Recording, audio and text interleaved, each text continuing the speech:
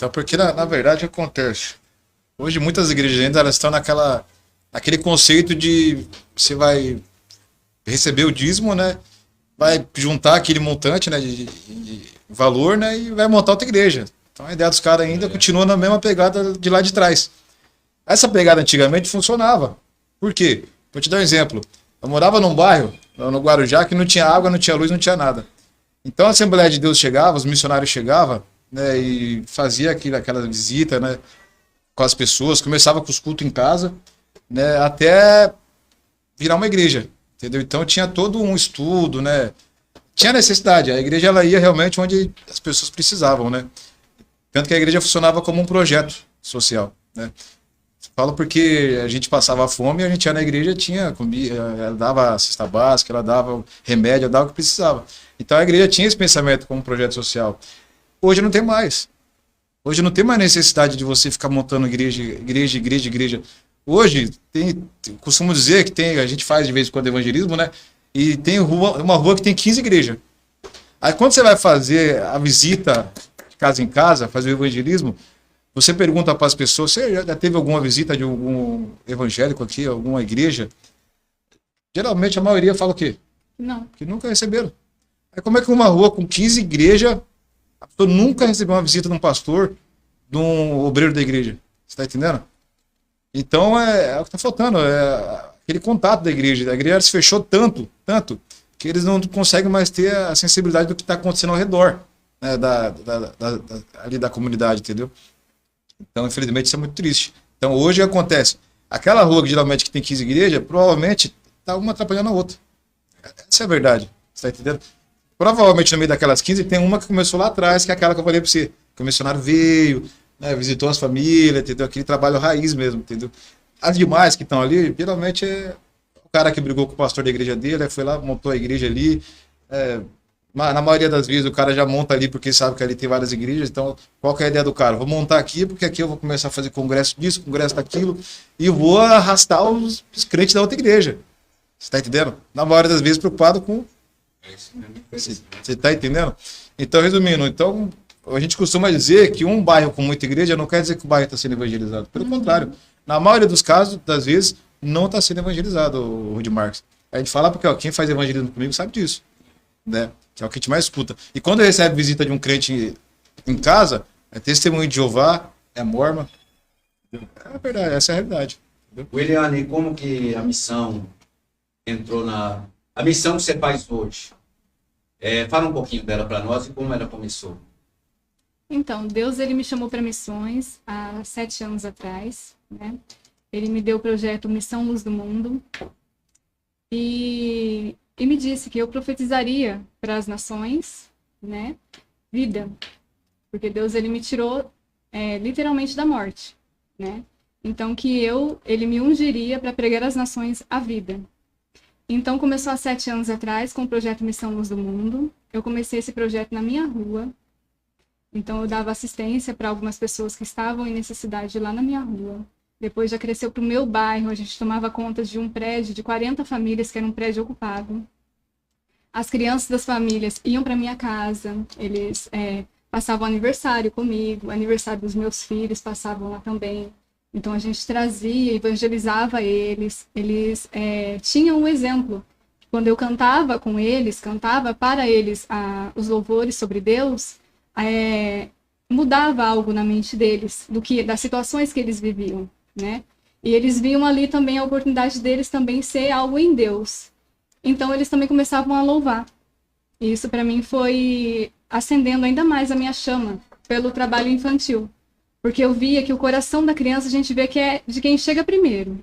Que eles têm toda uma estrutura, às vezes, desestabilizada pelo lar que eles se encontram, né? Mas quando eles encontram uma pessoa que encaminham ele para o caminho de Deus, o caminho da luz, do amor, né? É como se virasse uma chave na mente deles, né? Então, o coração da criança é de quem chega primeiro. Então, aí começou nesse projeto com o prédio ocupado, e logo assim já foi tomando as outras cidades. Deus foi me levando para evangelizar outras cidades.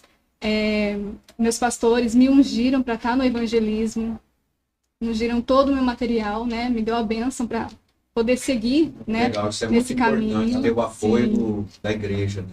Sim. E aí foi que, há um ano atrás, eu conheci o projeto do pastor Fabiano através dos cursos de missões que ele faz, né, nas igrejas. Conheceu o pastor Fabiano nos cursos de missões. Eu quis me aprofundar ainda mais em missões, né? E aí eu conheci os cursos do pastor Fabiano. E nisso já tinha tido outras viagens para outros estados. Deus já tinha me enviado. Só que foi com o pastor Fabiano no Banca de Crentes que realmente expandiu. As tendas realmente se alargaram. E eu vi que o propósito que Deus tinha declarado sobre a minha vida estava se iniciando, né? Porque eu tenho isso para mim, que é só o início de tudo. Então a gente foi para outros estados e agora outros países, né? Então, assim, Deus ele tem cumprido a promessa que ele fez, né? Então surgiu assim a missão em minha vida. E é um amor, assim, inexplicável. Não só pelo ministério infantil, né? Mas como também por almas, né? Porque tudo é feito com amor, colocando Deus em primeiro lugar. A compaixão que Jesus nos ensinou, né?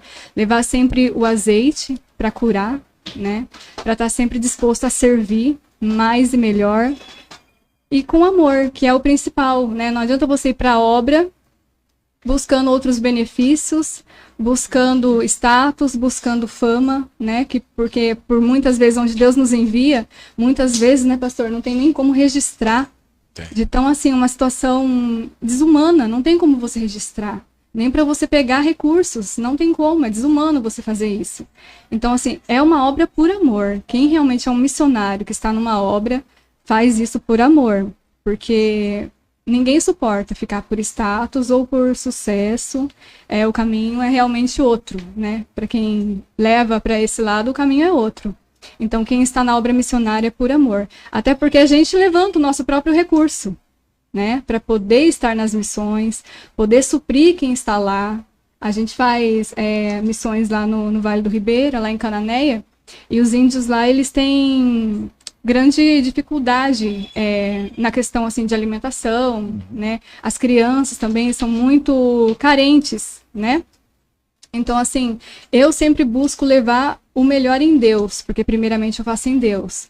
Então, toda a minha família se reúne, nós montamos os doces para as crianças, as lembrancinhas para eles. Então, quando a gente chega lá e vê que é algo que tira um sorriso de uma criança que às vezes nem costuma sorrir, isso não há nada que pague. É a chama do seu coração que o Espírito Santo parece que reacende cada vez mais forte, e o amor sempre cresce. Então, assim, eu tenho a certeza que Deus ele me enviou para as nações e para viver o chamado dele em amor, né, em compaixão. E eu oro a Deus que ele mantenha sempre essa chama acesa e que eu possa sempre levar a luz que ele me confiou, né, a luz através dele, através do poder de Deus. Você já chegou aí na Cracolândia com o Fabiano? Outra turma de pessoas? Não, ainda não. A gente está vendo uma data, né, pra gente ir para lá. Então, eu tô para voltar lá de novo, né? E agora dessa vez com o pastor Babão. O pastor Babão, né, que é bem conhecido, né? O trabalho que a gente fazia antes era com o pessoal da Cristolândia, né, da Igreja Batista, né? Que a Cracolândia mudou também, né? Agora eles não estão mais no ponto fixo, né? Então, por isso tá mais difícil hoje em dia trabalhar lá. Teve uma coisa que eu aprendi ali também, através do Espírito Santo, na Cracolândia. Eu sempre tive muito DVD desses grandes pregadores que para mim era grande. Aqueles que começam a pregação e falam pela misericórdia de Deus, eu já viajei a mais de 40 países da Europa e agora tenho agenda para mais 20. E aí esses pregadores nos grandes congressos aí, das mídias, para mim eles todos eram grandes, sabe? E aí de repente eu chego ali na Cracolândia, o Espírito Santo de Deus mostra para mim uma pessoa com a Bíblia na mão, pregando lá no meio do fluxo. E ele falava, Jesus pode transformar a sua vida, Jesus pode mudar a sua história.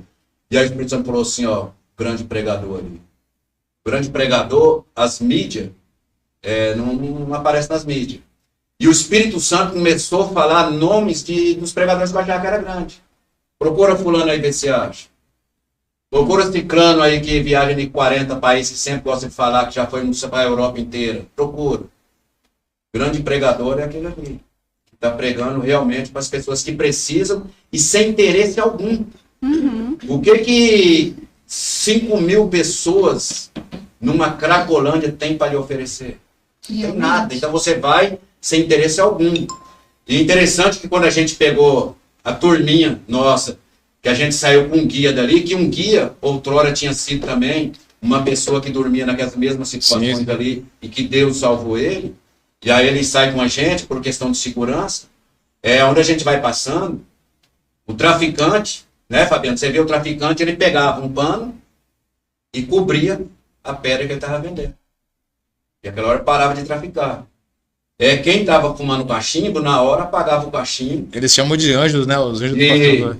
E não usava mais. E ficava e esperava. E toda a turma começava a gritar: os anjos do Senhor estão vindo aí.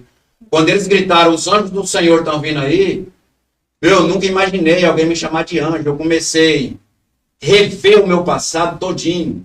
Rever o meu comportamento dentro da igreja, como que era, de não fazer nada. E de repente eu olhei eles me chamando de anjo. Falei, gente do céu, como pode? E ali foi um lugar que eu chorei também. E aí eu vim. Aí a mente abriu, olha. Quem quer ser crente de verdade e pensa que segue o Fabiano aí. Que Ali, a Cracolândia, eu gostava muito de levar as pessoas lá, porque realmente para ter esse choque. Tanto que eu tive pastores que tinham igreja que virou projeto. Ela abandonou a igreja, falou assim, ou vocês me acompanham, falou para a igreja, ou já era, vou fechar a igreja. E realmente fechou e virou projeto. Um projeto. Eu tinha uma jovem também, que era de uma igreja grande, e ela trabalhava ela tinha mais de 300 jovens na igreja. Eu lembro que uma vez eu fui tocar lá com a Dinastia, eu nunca vi uma igreja com tanto jovem. Acho que o mais velho lá devia ter uns 22 anos, 23 anos. E ela tomava conta desses 300 jovens. E quando eu levei ela para Cracolândia, cara, ela teve um choque de realidade tão grande, porque o que ela pensou? Eu tenho 300 jovens, mas tudo filho de crente. Aí a hora que ela chegou lá, o que ela viu? Criança de 9 anos fumando pedra. Eu vi de também. Crack. Eu vi 7, 8, 9 anos. A viatura parada e a criança com o cachimbo usando a sombra da viatura, fumando. Aí ela entrou e parafusa. Falou, eu não tô fazendo nada. Eu tô com um monte de jovem lá, mas tudo filho de crente. Entendeu? Sendo que tem um monte de jovem aqui, ó, realmente para você resgatar, falar de Jesus, entendeu? Porque hoje a gente tem muita necessidade de fazer as coisas para crente, cara. Não é, cara. A gente tem que fazer para quem não é crente, cara, entendeu? Esse é o foco principal da banca, na verdade. Pegar os crentes e tentar